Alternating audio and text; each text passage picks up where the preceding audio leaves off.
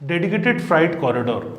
आज मैं आपको ये बताने वाला हूँ कि किस तरह से डीएफसी डेडिकेटेड फ्राइट कॉरिडोर ने इंडिया की इकोनॉमी को चेंज करने का फैसला किया है, किस तरह से ये रियल एस्टेट पे इम्पैक्ट कर रहा है और इसके ट्रैफिक का पूरा एनालिसिस कि किस तरह से इसके ट्रैफिक को अब नए तरीके से लेके आया जा रहा है, जिससे लॉजिस्टिक अब आसान हो रहा है और ये लॉजिस्टिक और मैन्युफैक्चरिंग जिस हिसाब से बढ़ेगी इससे उसका कहाँ कहाँ कैसे कैसे फ़ायदा इंडिया के अंदर होने वाला है।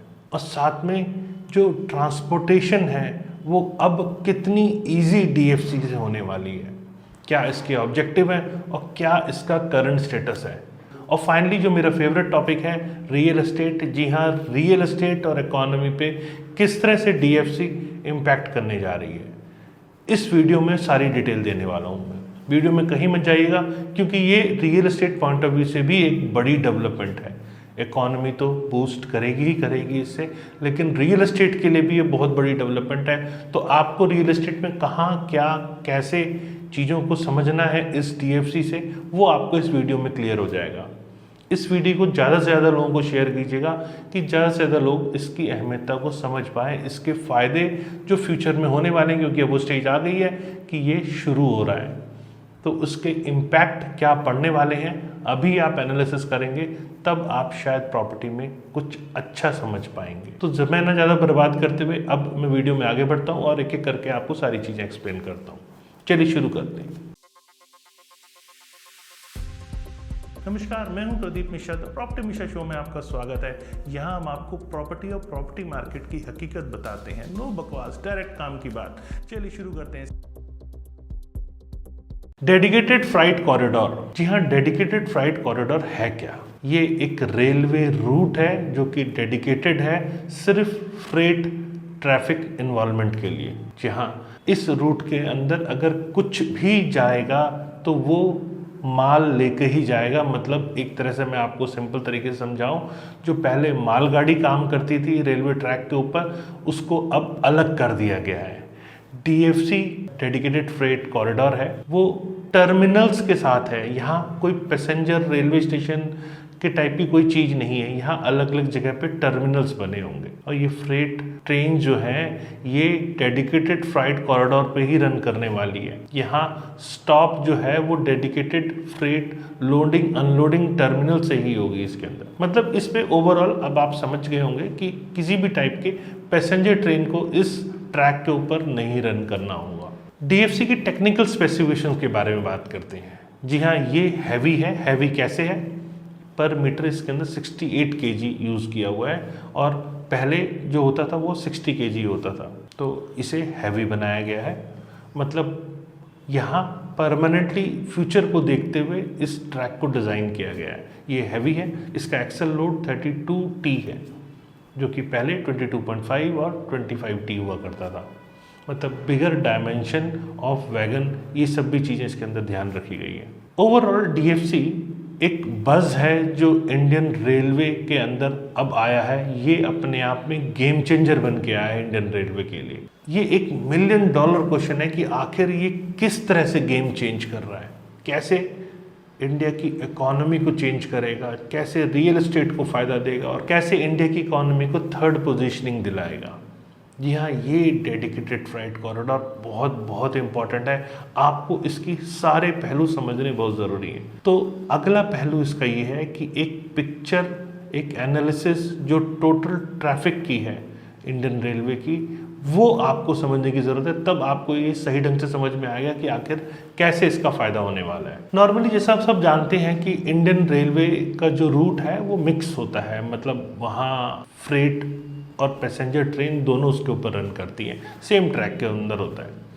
वो बात और होता है कि दोनों की स्पीड अलग अलग होती है। जैसा आप देखते हैं मालगाड़ी आराम आराम से चलती रहती है और पैसेंजर ट्रेन आती है और निकल जाती है। चलिए मैं थोड़ा सा विस्तार से आपको समझाता हूँ।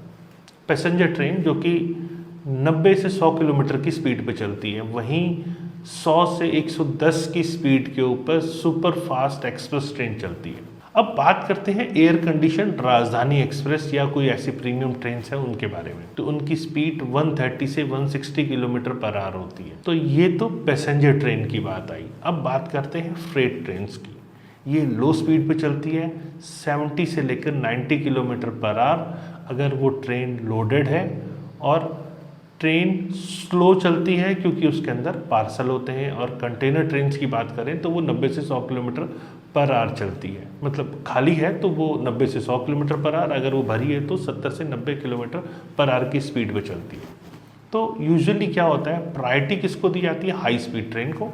हाई स्पीड ट्रेन आती है, जो स्लो ट्रेन होती है उसको भी कई बार ओवरटेक करके वो चली जाती है, क्योंकि शेड्यूल जो है वो हाई स्पीड ट्रेन का मेंटेन रखा जाता है। तो इससे क्या होता है, जो पैसेंजर ट्रेन है वो थोड़ी स्लो जाती है और अनशेड्यूल्ड स्टॉप के ऊपर उसे रोक दिया जाता है, क्योंकि फास्टर जो ट्रेन है जैसे राजधानी एक्सप्रेस है उसको निकाल दिया जाता है, सिग्नल देके उसे क्लियर कर दिया जाता है, और जो ट्रेन को रोक दिया जाता है वो कहीं हद तक डिले होनी शुरू हो जाती है। तो डिफरेंट एवरेज स्पीड जो ट्रेन की है उसका नेटवर्क बना हुआ है। नेटवर्क में फ्रेट ट्रेन अक्सर जो देखा जाता है जो चल पाती है, क्योंकि यहाँ पे हाई स्पीड ट्रेन को आगे रास्ता दिया जा रहा है, उसके बाद एक्सप्रेस ट्रेन को, फिर पैसेंजर ट्रेन की बारी आती है। तो फ्रेट ट्रेन्स एक्चुअल में जो स्पीड ले पाते हैं वो 24 से 25 किलोमीटर पर आवर की ले पाते हैं, और पैसेंजर ट्रेन की बात करें तो उसकी एवरेज स्पीड 35 से 36 किलोमीटर पर आवर रह जाती है, और एक्सप्रेस ट्रेन 45 से 54 किलोमीटर पर आवर रह जाती है। और सुपर फास्ट की बात करें तो वो भी कोई बहुत ज़्यादा नहीं रह पाती, वो भी 55 से 65 किलोमीटर पर आवर रहती है। और जो प्रीमियम ट्रेन है जिसको 130 से 160 किलोमीटर पर आवर चलना होता है वो 60 से 85 किलोमीटर पर आवर रह जाती है। तो यहाँ freight train, passenger train, express train और सुपर फास्ट ट्रेन किस स्पीड पे चलती है ये तो आपको अब क्लियर हो गया होगा। क्यों? क्योंकि एक मेस बना हुआ है, यहाँ बहुत ज़्यादा क्लैरिटी अभी तक नहीं है। और ये मेस आज से नहीं बना, ये मेस बहुत दिनों से चलता आ रहा है। यही रीज़न है कि आप लोग देखते हैं कि आप ट्रेन 2 बजे आनी है और ट्रेन 8 बजे आ रही है। पिछले कुछ दिनों में काफ़ी इम्प्रूवमेंट हुई है, नो डाउट। इसमें मैं गवर्नमेंट की जो डेवलपमेंट है उसको अप्रिशिएट भी करता हूँ, लेकिन अभी भी पूरी तरह से चीज़ें सॉल्व नहीं हो पाई है। अब जो large number of unscheduled stoppage है उससे ट्रेन स्लो हो जाती है और दूसरी ट्रेन को ओवरटेक करके निकाल दिया जाता है। अब इसका लॉस क्या होता है, जो सैंक्शन कैपेसिटी है रूट की, मतलब मैं एक रूट के ऊपर मान लो 20 ट्रेन जा रही है और उसकी कैपेसिटी वहाँ 40 ट्रेन की है, लेकिन जब बार बार ट्रेन जा रही है और रुक रुक के जा रही है, स्लो स्लो के जा रही है, तो पर डे जो मैक्सिमम ट्रेन जा सकती है उसकी बेस्ट यूटिलाइजेशन नहीं हो पाती। ये सबसे बड़ी दिक्कत है, जिस कारण से ज़्यादा ट्रेन उस रूट पे नहीं डाल पाते, क्योंकि पहले वाली ट्रेन ही उसे मीट आउट नहीं कर पा रही है। तो ओवरऑल ये आप समझ गए होंगे अब तक कि ट्रेन जितनी चल सकती है उतनी नहीं चल पा रही, जो सैंक्शन कैपेसिटी है उस हिसाब से ट्रेन प्लाई नहीं कर पा रही। तो ये इंडियन रेल नेटवर्क के लिए अपनी कैपेसिटी को पूरा यूटिलाइज करना भी नहीं हुआ जो सैंक्शन है। और फिर उसके बाद जो फ्रेट ट्रेन्स होती हैं उसके कारण से रेलवे के अंदर कुछ पैसेंजर ट्रेन्स को या सुपरफास्ट या हाई स्पीड ट्रेन्स को भी दिक्कत आती है। सब एक दूसरे के कारण यहाँ फंस के खड़े हो गए। अब समझते हैं plight of freight trains in Indian railway network. यहाँ फ्रेट ट्रेन्स की बात करें तो ये लोअर प्रायोरिटी पे होती है और लो स्पीड पे इसे चलाया जाता है। अब जब लार्ज नंबर की बात करें, क्योंकि अनशेड्यूल्ड स्टॉप्स होते हैं और ये अक्सर पैसेंजर ट्रेन्स को पास देते चले जाते हैं, हमें ये मानना पड़ेगा कि Indian railway largest carrier of passenger trains in the world है। तो यहाँ पैसेंजर ट्रेन्स तो बहुत सारी हैं इंडियन रेलवे के अंदर, ये तो बात सही है। तो इससे होता क्या है कि फ्रेट ट्रेन्स जो है वो ज़्यादा टाइम लेती हैं, स्लो चलती हैं, और जब ज़्यादा टाइम लेती है तो बहुत इफेक्टिव रिजल्ट लेके नहीं आती। जी हाँ, फ्रेट ट्रेन एक तरह से स्मॉलर पीरियड ऑफ जर्नी जो होनी चाहिए वो ना होके वो लॉन्ग टाइम लेती है, उससे ऑपरेशनल कॉस्ट बढ़ जाती है। जो कम्पिटिटिवनेस दूसरे नेटवर्क के साथ आना चाहिए, रोड या एयर के साथ आना चाहिए, वो कहीं हद तक ख़त्म हो जाता है। और यही ट्रेन जो चीप हो सकती है वो महंगी पड़नी शुरू हो जाती है, क्योंकि उसके सब्सिट्यूट ईजिली अवेलेबल है। अब बात करते हैं पैसेंजर ट्रेन की, क्योंकि उसका एक टाइम टेबल है और फ्रेट ट्रेन का कोई टाइम टेबल नहीं है। तो यहाँ कोई गारंटी ही नहीं है कि फाइनल डेस्टिनेशन पे फ्रेट ट्रेन कब पहुँचेगी। तो यहाँ जो high value of freight items हैं, कंज्यूमर गुड्स हैं, जिनको पर्टिकुलर टाइम के हिसाब से मूव करना है, वहाँ रोड और एयर फ्रेट ये बाजी मार जाता है। जो share of freight oblique passenger traffic Indian railway का है वो गिरता चला जा रहा है। जो 89/74% 1950 में था वो अब 25 फ्रेट और 13% पैसेंजर ट्रैफिक बन के रह गया है। अब समझते हैं आखिर डीएफसी की क्यों ज़रूरत पड़ी इंडिया को। यहाँ करीब 80 से 85% जो इंडियन रेलवे रूट्स हैं वो बने कब हैं? ब्रिटिश के टाइम पर, जब ब्रिटिश रूल चलता था।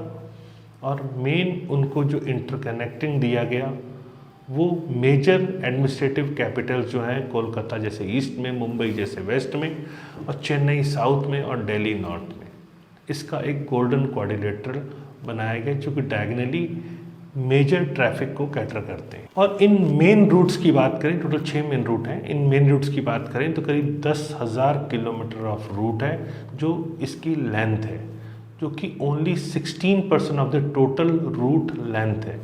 और ये कैरी करते हैं around 52% of the passenger traffic और 58 passenger of total freight traffic. और ये रूट्स अब पूरी तरह सैचुरेटेड हो चुके हैं, इसमें बहुत ज़्यादा डेवलपमेंट की गुंजाइश नहीं दिख रही है। तो कैपेसिटी यूटिलाइजेशन है वो ऑलरेडी 150% पे चला गया है और अब उनके पास वो कैपेसिटी नहीं है कि वो एडिशनल फ्रेट या एडिशनल पैसेंजर मूवमेंट बढ़ा सके और डिमांड हिसाब से बढ़ रही है। यहाँ अब इंडियन रेलवे नेटवर्क को ज़रूरत है कि इसको और डेवलप किया जाए। तो यहाँ टू क्रिएट एडिक्वेट कैपेसिटी और running large number of freight trains, यही present as well as future की डिमांड के लिए ज़रूरी है। उनकी स्पीड को बढ़ाने की ज़रूरत है। अगर स्पीड बढ़ती है तो उससे रिलायबिलिटी आएगी और जो कॉस्ट है वो भी रिड्यूस होगी, क्योंकि पर टन फ्रेट जो ट्रैवल जब होता है, गुड्स ट्रैवल करता है तो उसका पर टन कॉस्ट आती है, तो वो कहीं हद तक रिड्यूस होगी। और यहाँ कंस्ट्रक्शन ऑफ डीएफसी, ये इंडियन रेलवे ने एक टारगेट लिया कि इसे अब हमें पूरा करना है। यहाँ speed of passenger train already उसका इफेक्ट उन पे काफ़ी पड़ा है, बहुत ज़्यादा स्लो हो गई हैं, मूवमेंट लार्ज नंबर ऑफ चुकी स्लो मूविंग फ्रेट ट्रेन्स हैं, जिसके कारण इंडियन रेलवे पैसेंजर ट्रेन्स को बहुत ज़्यादा तहजीब नहीं दे पाते, क्योंकि दोनों चीज़ें ज़रूरी है। तो उसका एक बैलेंस बनाने की कोशिश की जाती है कि ये भी हो जाए वो भी हो जाए, थोड़ा थोड़ा सब हो जाए। तो ज़्यादातर जो ट्रेन्स हैं, एक्सप्रेस ट्रेन हैं, वो फ्रेट ट्रेन की वजह से कहीं हद तक थोड़ा बहुत डिले भी होती हैं, इसीलिए भी डीएफसी की ज़रूरत पड़ी।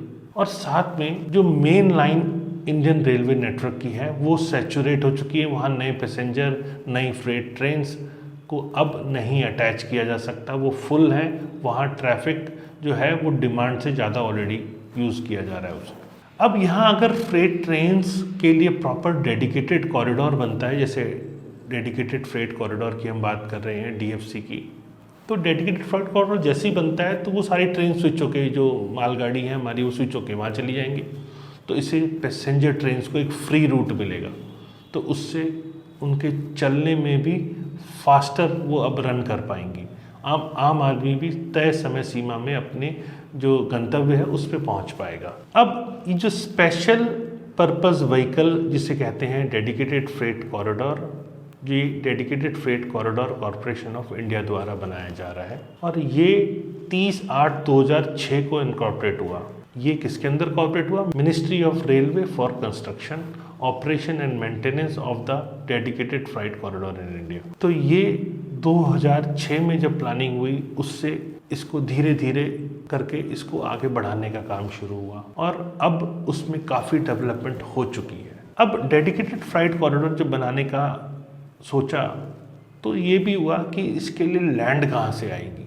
तो इंडिया के अंदर ये प्लस पॉइंट कहें कि जब ब्रिटिश रूल के टाइम पे रेलवे लाइन बनी तो उसके साथ में बहुत सारी लैंड ऑलरेडी रेलवे के लिए छोड़ दी गई कि फर्दर फ्यूचर में एक्सपेंशन होगा, तो एक बार बसावट होने के बाद एक्सपेंशन नहीं हो पाएगा, इसीलिए बहुत सारी लैंड ऑलरेडी छोड़ दी गई।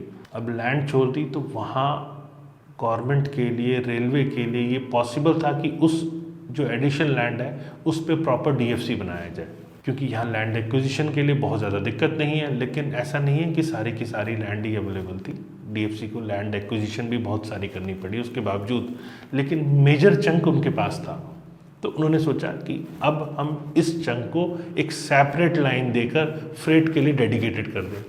और अगर ये डेडिकेटेड करते हैं तो इसका फ़ायदा सीधा सीधा लॉजिस्टिक को हो रहा है, ट्रांसपोर्टेशन को हो रहा है। जो हैवी और एक्स्ट्रा कॉस्ट देके आप अब तक आपके माइंड में सिर्फ ये आता है कि अगर मुझे कहीं एक जगह से दूसरी जगह माल ले जाना है तो मेरे पास ट्रक ऑप्शन है, वहाँ रेलवे सामने आएगी अब, क्योंकि रोड अभी भी बहुत ज़्यादा इजी, स्मूथ और लो फेयर का नहीं। तो यहाँ रेलवे अगर यूज़ होता है और रेलवे टाइमली मैनर में काम करती है तो लोगों के लिए एक बेटर ऑप्शन बनेगा। इकॉनमी आपस में इंडिया की एक दूसरे एरिया से कनेक्ट होगी, एक अच्छा नेटवर्क तैयार होगा।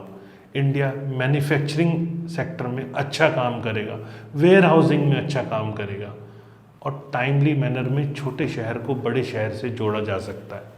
जैसे जैसे छोटे शहर बड़े शहर से जुड़ेंगे तो छोटे शहरों को भी पनपने का पूरा मौका मिलेगा। ये मेन एम है जिस तहत इसको ये लाने की ज़रूरत महसूस हुई।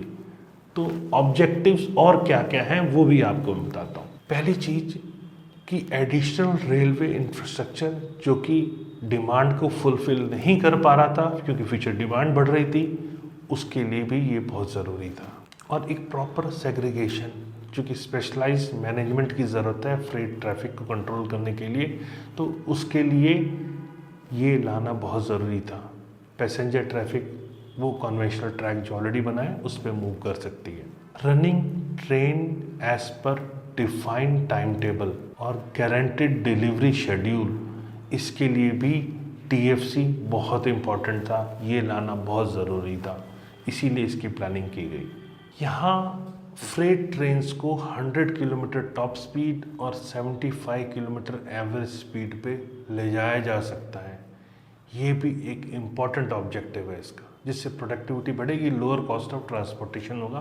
क्योंकि पर टन पे हम कॉस्ट को कैलकुलेट करते हैं तो लोअर कॉस्ट पर टन आएगा। और यहाँ पर जो लेटेस्ट और कॉस्ट इफेक्टिव प्रैक्टिसेस हैं ट्रेन ऑपरेशन और मेंटेनेंस के अंदर, उसका ऑप्टिमम यूज़ होगा और state of the art technologies in IT जो है वो सिग्नल्स के अंदर इसमें देखनी जाएगी। जो रोलिंग स्टॉक है वो इसके अंदर फास्ट होगा। तो ऐसी बहुत सारी टेक्नोलॉजीज इसके अंदर अब आने वाली है। यहाँ जो रेल का ट्रैफिक है उसका शेयर जिस हिसाब से गिरता जा रहा है वो इंक्रीज़ होगा और लोगों को एक कस्टमाइज्ड लॉजिस्टिक सर्विसेज मिलेंगी। ये डिफरेंट टाइप की इंडस्ट्रीज़ और डिफरेंट टाइप की मार्केट के लिए बहुत इम्पोर्टेंट है। अब समझते हैं कि आखिर क्या DFC का प्लान है और क्या इसके अंदर आज की डेट में प्रोग्रेस है। इंडियन रेलवे ने 10,000 किलोमीटर के DFC बनाने का प्लान फाइनल किया। इसमें 6 रूट जो कि गोल्डन क्वाड्रिलेटरल के अंदर आते हैं वो सब के अंदर यहाँ बनाने की प्लानिंग की गई। और सबसे पहले फर्स्ट फेज़ में 2 कॉरिडोर लिए गए। जी हाँ, ईस्टर्न DFC और वेस्टर्न DFC, जिसमें ईस्टर्न DFC अब तैयार हो गया है और वेस्टर्न DFC भी फाइनल स्टेज के ऊपर है, वो भी बहुत जल्दी तैयार हो जाएगा। तो जो ईस्टर्न DFC है उसका रूट लुधियाना, खुर्जा, कानपुर, मुगलसराय, सोमनगर है। ये टोटल 133 किलोमीटर का है और इसी के अंदर 538 किलोमीटर लॉन्ग सोननगर, दनकुनी जो कोलकाता में है, इसको भी फर्दर लेने का प्लान था। तो मेन 133 किलोमीटर का जो कॉरिडोर है वो रेडी हो गया है, अब वो चालू भी हो गया है। और आपकी जानकारी के लिए बता दूं 6 महीने पहले से ही उस पर टेस्टिंग भी शुरू हो गई है। और ये टोटल कॉस्ट 51,000 करोड़ की बन के सामने आया है। 40% कॉस्ट इसकी एनहांस हुई है। जैसे मैंने बताया बीच बीच में कुछ लैंड एक्विजिशंस करने की और ज़रूरत थी और लैंड एक्विजिशंस अब बहुत टफ हो गई है, जिस कारण से इसकी कॉस्ट एनहांस हो गई है। और दूसरा कॉरिडोर जो फाइनल स्टेज पे है वो वेस्टर्न DFC कहेंगे उसे, जो कि दादरी, रेवाड़ी, इकबालगढ़, वडोदरा और JNPT जो कि नियर मुंबई है, यहाँ से इसको कनेक्ट किया जा रहा है। तो यहाँ पर ईस्टर्न डेडिकेटेड फ्राइट कॉरिडोर की बात करें तो जो रेडी हो गया है और जो चीज़ें सामने आई है, मतलब ओवरऑल डेडिकेटेड फ्राइट कॉरिडोर से सेविंग हो रही है, फ्यूल के अंदर सेविंग हो रही है, टाइमली मैनर में पहुँच पा रहा है और शेड्यूल करना अब इजी हो गया है। और इसका सबसे ज़्यादा बेनिफिट कोल कंपनीज़ को हुआ है जो कोल ज़्यादा यूज़ करते हैं। पावर प्लांट जैसे कोल बहुत ज़रूरी होता है, उनको कोल टाइमली पहुंचना शुरू हो गया है। स्टील, फूड ग्रेन, सीमेंट, इसकी ट्रांसपोर्टेशन बहुत ज़्यादा इजी हो गई है। तो जैसा मैंने बताया, कॉस्ट ज़रूर एनहांस हुई है, लेकिन ये आने वाले टाइम में अब बहुत बड़ी शक्ति बन के इंडिया के सामने आ रहा है। इससे फ्रेट इतना इजी हो रहा है, लॉजिस्टिक अब इतना इजी हो रहा है कि इसका कंपैरिजन नहीं है। इंडिया के अंदर सबसे ज़्यादा दिक्कत ही रोड नेटवर्क की थी और मालगाड़ी जो सामान इधर से उधर लाती थी, उसका इम्पैक्ट यहाँ दिख रहा है। तो जहाँ जहाँ ये दिख रहा था कि इसकी स्पीड स्लो हो सकती है, क्योंकि इसकी स्पीड करीब 100 किलोमीटर के आसपास होने की उम्मीद है, क्योंकि इसके अंदर ऑलरेडी 25 टन का एक्स्ट्रा लोड भी दिया गया है। और जहाँ जहाँ उम्मीद थी कि यहाँ ट्रैफिक स्लो हो सकता है, वहाँ फ्लाईओवर बना दिए गए। जी हाँ, 24 फ्लाईओवर इसके अंदर बनाए गए हैं। तो अपने आप में ये एक बड़ी डेवलपमेंट है जो अब EDFC बन के सामने आया है। विदाउट रिस्ट्रिक्शन, बहुत सारी सेविंग के साथ में ये एक नई डेवलपमेंट है। और वेस्टर्न DFC की बात करें तो जैसा मैंने बताया, दादरी, रेवाड़ी, इकबालगढ़, वडोदरा, JNPT जो मुंबई के पास है, वहाँ से इसे कनेक्ट किया जा रहा है। ये करीब 1540 किलोमीटर का इसका ट्रैक है और इसका भी ऑलमोस्ट काफ़ी ज़्यादा काम पूरा हो गया है। अब ये कभी भी खुल सकता है। मेरे को जो ऐसा दिखता है कि करीब 90-95% काम इसका पूरा हो चुका है। DFC के अंदर 3 और रूट हैं जिस पे काम होना है, जो कि ईस्ट वेस्ट DFC है, जो कि मुंबई से कोलकाता के बीच है। ये करीब 2000 किलोमीटर की लाइन है। और वहीं नॉर्थ साउथ DFC जो है, जो दिल्ली से चेन्नई के बीच में है, यहाँ करीब 2200 किलोमीटर की लाइन है। और तीसरा ईस्ट कोस्ट DFC जो कि खड़गपुर से लेकर विजयवाड़ा तक जाएगा, इसकी 1100 किलोमीटर की लाइन है अप्रॉक्सीमेटली। और छठे रूट की बात करें तो साउथ वेस्ट DFC जो कि चेन्नई टू गोवा, ये 3rd फेज़ में लिया जाएगा। मतलब अभी 3 और फिर 3rd फेज़ में जो चेन्नई टू गोवा, इस रूट को भी लिया जाएगा।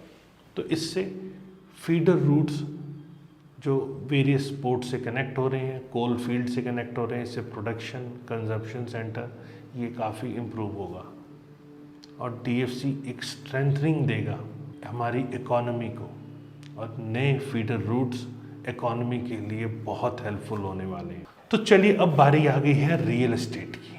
किस तरह से DFC रियल एस्टेट के अंदर इम्पैक्ट करने जा रहा है, क्योंकि यहाँ लॉजिस्टिक इम्प्रूव हो रहा है, मैन्युफैक्चरिंग इम्प्रूव हो रहा है, तो रियल एस्टेट इंडस्ट्री को फ़ायदा मिलना ही मिलना है। तो DFC की अगर हम बात करें तो यहाँ congestion free, high speed, longer और हैवियर ट्रेन्स के लिए एक तरह से कार्गो तैयार हो रहा है। मैक्सिमम ट्रांसपोर्टेशन हो रही है। और जब जब ऐसी बड़ी डेवलपमेंट होती है, इंफ्रास्ट्रक्चर डेवलपमेंट, टेक्नोलॉजी के साथ डेवलपमेंट होती है और high speed capacity signalling system तैयार होता है, इलेक्ट्रिफिकेशन डेडिकेटेड होता है, डेडिकेटेड फ्लाइट टर्मिनल्स होते हैं, लोडिंग अनलोडिंग का प्रॉपर प्रोविज़न होता है, पैसेंजर लाइन से उसे कहीं हद तक कनेक्ट नहीं किया जाता है, और मेजर इंडस्ट्रियल हब, पोर्ट आपस में कनेक्ट होते हैं और फास्टर और एफिशिएंट ट्रांसपोर्टेशन ऑफ गुड्स हो पाता है।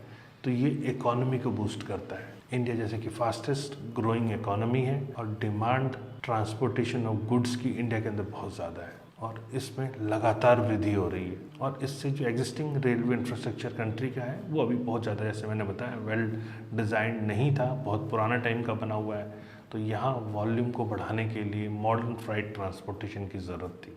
तो ये एफिशिएंट वे में सामने आया है, इससे डिले कम होगा, लॉजिस्टिक इम्प्रूव होगा, तो मेजर इंडस्ट्रियल हब और पोर्ट और बनेंगे यहाँ पे।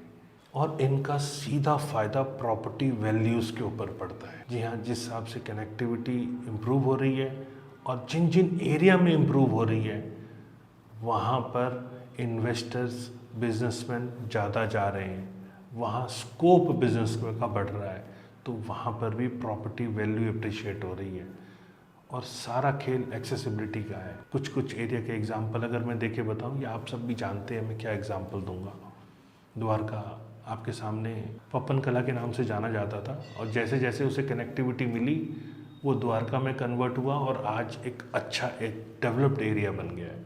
तो वैसे वैसे जहाँ जहाँ कनेक्टिविटी बन रही है वहाँ प्रॉपर्टी प्राइजेस बढ़ रहे हैं, क्योंकि बिजनेसमैन, इन्वेस्टर और लोगों को रहने के लिए भी वहाँ ज़रूरत महसूस हो रही है, तो वहाँ प्रॉपर्टी वैल्यू अप्रिशिएट हो रही है। और साथ में इंडस्ट्रियल डेवलपमेंट के साथ साथ इंडस्ट्रियल डिमांड भी बढ़ रही है, क्योंकि ये मेजर इंडस्ट्रियल हब, पोर्ट और लॉजिस्टिक पार्क को आपस में कनेक्ट कर रहा है। तो जो सराउंडिंग एरियाज़ हैं वहाँ इंडस्ट्रियल डेवलपमेंट बढ़ रही है। तो इससे क्या हो रहा है, क्रिएशन ऑफ न्यू जॉब और साथ में increase in demand of commercial and industrial real estate. ये दोनों चीज़ें यहाँ पे हो रहा है। डेवलपमेंट ऑफ लॉजिस्टिक और वेयर हाउसिंग फैसिलिटी, जी हाँ, जब हम इसकी बात करते हैं तो डीएफसी से इनमें भी अच्छी खासी डेवलपमेंट हो रही है कि लॉजिस्टिक पार्क और वेयर हाउसिंग फैसिलिटी आसपास के एरिया में जहाँ जहाँ टर्मिनल्स हैं वहाँ वहाँ ज़रूरत होती है, क्योंकि यहाँ storage, distribution, transportation of goods यहाँ इजीली वेयर हाउसिंग के अंदर पॉसिबल है कि यहाँ स्टोर करके फिर टाइमली मैनर पे जब जहाँ जाने की ज़रूरत है वहाँ भेजा जा सकता है। तो यहाँ ट्रांसपोर्टेशन ऑफ गुड्स तो हो रहा है, लेकिन इससे डिमांड इंडस्ट्रियल एरिया में और बढ़ रही है, वेयर हाउसिंग की डिमांड भी बढ़ रही है। इम्प्रूव्ड इंफ्रास्ट्रक्चर, डीएफसी के आने से इंफ्रास्ट्रक्चर में इम्प्रूवमेंट है, क्योंकि रोड, ब्रिज, इंटरचेंजेस ये बहुत सारे बन रहे हैं। वो बात और है कि वो डेडिकेटेड फ्रेट कॉरिडोर के लिए बन रहे हैं, लेकिन जहाँ जहाँ टर्मिनल्स हैं वहाँ प्रॉपर कनेक्टिविटी भी दी जा रही है। तो उन कनेक्टिविटी से, एक्सेसिबिलिटी से जो सराउंडिंग एरिया है वहाँ रियल एस्टेट डेवलपर और इन्वेस्टर्स और इंटरेस्ट ले रहे हैं, उनको अपॉर्चुनिटी दिख रही है। तो ये रियल एस्टेट के लिए एक फ़ायदे का सौदा है। और यहाँ डिमांड ऑफ हाउसिंग की बात करें तो टीएफसी, जैसा मैंने बताया कि इंडस्ट्रियल हब बन रहा है और एक्सेसिबिलिटी हो रही है, तो उन एरियाज़ में रेजिडेंशियल एरिया की भी अब अट्रैक्शन हो रही है। लोग जहाँ आएंगे काम करने, वहाँ लोगों को आसपास रहने की ज़रूरत भी होगी, तो ऐसे एरियाज़ में कमर्शियल और रेजिडेंशियल एक्टिविटी दोनों बढ़ रही है। तो ओवरऑल डीएफसी रियल एस्टेट के लिए एक पॉजिटिव नोट पे सामने आया है, और इससे property value, industrial development, logistic park, warehousing facility, इन सबको इजाफा हुआ है। और सबसे इम्पॉर्टेंट बात कि इंफ्रास्ट्रक्चर जब जब बूस्ट होता है तब तक सैटेलाइट टाउनशिप्स में भी हाउसिंग की डिमांड बढ़ती है। तो यहाँ टीएफसी रियल एस्टेट के लिए एक इम्पॉर्टेंट रोल प्ले कर रहा है। इससे इंडिया की रियल एस्टेट मार्केट में ग्रोथ और दिख रही है मेरे को। तो ओवरऑल डीएफसी फ्रेट के अंदर क्रांति लेकर आ रहा है, तो इसका बेनिफिट हमारी इकोनॉमी को और हमारे रियल एस्टेट को दोनों को मिल रहा है। आपको ये वीडियो ज़्यादा से ज़्यादा लोगों को शेयर करना है, क्योंकि डीएफसी क्या है बहुत ज़्यादा लोगों को पता भी नहीं है। जितना शेयर करेंगे उतने लोगों तक इसकी इन्फॉर्मेशन पहुंचेगी और वो लोग इसकी अहमियता को समझ पाएंगे। वीडियो आपको कैसा लगा? वीडियो अगर अच्छा लगा तो लाइक कीजिए, कमेंट करके बताइए, और फ्यूचर में और रेगुलर ऐसे इन्फॉर्मेटिव वीडियोस देखने के लिए मुझे सब्सक्राइब करें। नमस्कार एंड जय हिंद।